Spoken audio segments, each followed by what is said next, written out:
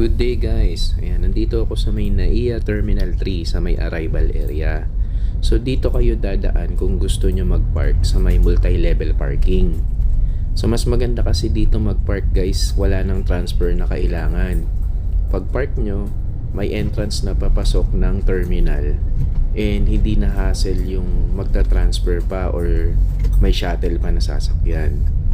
So, ipa-flash ko na lang dito mamaya sa screen kung magkano yung rates nung parking nila. So, dito lang yan banda sa kanan after ng Bay 14. Kung dito ka magpa-park, make sure na Terminal 3 din yung balik mo para hindi rin maging hassle na from other terminal magta-transfer ka pa dito sa Terminal 3 para kunin yung sasakyan mo.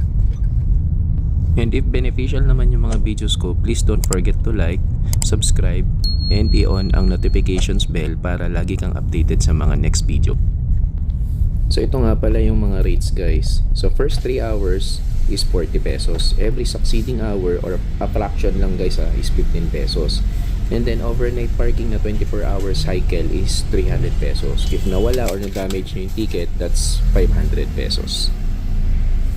So yan guys, thank you so much for watching. Have a good day. Drive safe and God bless.